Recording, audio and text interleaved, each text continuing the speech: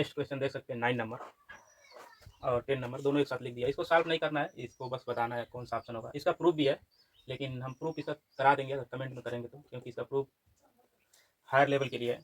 लेकिन ये अगर देखा जाए तो ये क्वेश्चन तो नीट में आ सकता है और आया भी है शायद। लेकिन ये जो क्वेश्चन है वो, क्योंकि हम इसमें कंबाइंड न्यूमेरिकल सीरीज कर रहे हैं, तो एडवांस फिजिक्स का मतलब ये जैसे एडवांस लेवल के कंपटीशन एग्जाम में आ सकता है। इसका पहला क्वेश्चन देख सकते हैं, मतलब 9 नंबर देख सकते हैं बोर्ड पे। Velocity of plane electromagnetic waves in vacuum is given by. तो जो रिलेशन होता है, ये जो हम जानते हैं ऑलरेडी कि ये हमारा है electric permeability in the free space, और ये जो होता है म्यू, ये magnetic permeability in free space. तो इनके बीच रिलेशन क्या होता है, जो स्पीड ऑफ लाइट सी के टर्म में क्या होता है। तो इसका सीधे आंसर हम देखेंगे क्या होगा। इसका रिलेशन होता है option number D is right answer. इसका प्रूफ भी है, जैसे इसमें मैक्सवेल इक्वेशन जो होता है उसके उसी से हम प्रूव करते हैं, और जनरली जो हमारा इलेक्ट्रोमैग्नेटिक वेव होता है तो दोनों को कंपेयरिंग करते हैं तो मिल जाता है। तो यहाँ हम प्रूफ नहीं करेंगे, केवल हमें ऑप्शन देखना है कि क्या सही होगा, कि इनमें रिलेशन क्या होता है, electric permeability of free space and magnetic permeability of free space and speed of light C, इनमें रिलेशन ये होता है। सी इक्वल टू 1/√ऑफ एंड म्यू नॉट। अब क्वेश्चन नंबर 10 देखते हैं। 10 में क्या पूछ रहा है, the direction of propagation of electromagnetic waves given by the direction of the following vector. इसमें कह रहा है कि जो हमारा डायरेक्शन ऑफ प्रोपेगेशन होता है, इसको जनरली हम की से प्रोपेगेशन वेक्टर डिनोट करते हैं, तो उसका डायरेक्शन क्या होगा अगर इलेक्ट्रोमैग्नेटिक वेव्स हैं। तो हम जानते हैं इलेक्ट्रोमैग्नेटिक वेव्स में या तो इलेक्ट्रिक फील्ड और मैग्नेटिक फील्ड या तो बी ई होता है, इसी को कंबाइन रूप से इलेक्ट्रोमैग्नेटिक वेव्स कहते हैं। तो इनका डायरेक्शन कैसे होता है, कैसे ट्रेवल करते हैं, तो हम जैसे ग्राफ पे देखेंगे 3 डायमेंशनली। जैसे Y axis along electric field consider किए एंड एक Z axis along magnetic field और X axis along propagation vector है। तो ये ऐसे मूव करता है।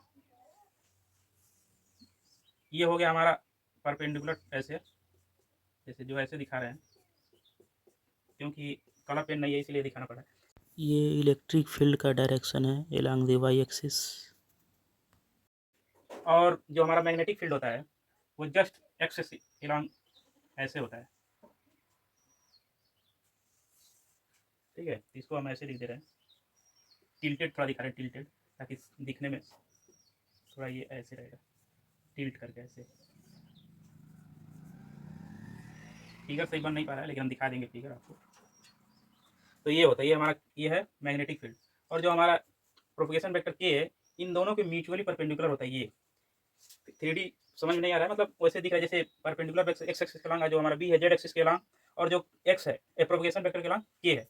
तो कह सकते हैं कि ये तीनों म्यूचुअली परपेंडिकुलर होते हैं। या इसको हम जैसे अगर दिखाना चाहें तो ऐसे लिखेंगे, जो ये होता है हमारा electric field cross magnetic field. Cross का मतलब ये है कि परपेंडिकुलर है, क्रॉस प्रोडक्ट का मतलब ये होता है कि ये electric field and magnetic field ये आपस में परपेंडिकुलर प्रोपोगेट कर रहे हैं। प्रोपेगेशन वेक्टर डायरेक्टली प्रोपोर्शनल होता है, तो जब प्रोपोर्शनल हटाएंगे तो कांस्टेंट आएगा। यही हमारा रिलेशन होता है, ये हमारा है कि है प्रोपोगेशन वेक्टर या डायरेक्शन ऑफ प्रोपोगेशन। तो इसमें तो ये हमारा जो तीनों वेक्टर होता है electric field and magnetic field and propagation vector, इसको या लिख सकते ई परपेंडिकुलर टू बी और परपेंडिकुलर टू के वेक्टर, ये आपस में तीनों म्यूचुअली परपेंडिकुलर होते हैं। तो ये रिलेशन भी होता है कि propagation vector directly proportional to E cross B होता है, तो ये रिजल्ट आता है। ऑप्शन नंबर सी होगा। पूछा है कि प्रोपोगेशन वेक्टर का डायरेक्शन क्या होगा अगर इलेक्ट्रोमैग्नेटिक वेव प्रोपोगेट कर रहा है, तो ऑप्शन नंबर ये होता है 1/म्यू नॉट ई क्रॉस बी। तो ये 10 नंबर क्वेश्चन का आंसर हुआ। तो मिलते हैं अगले सीरीज में, अगले लेक्चर में। तो आई होप यू अंडरस्टैंड, समझ में आया होगा। तो थैंक यू।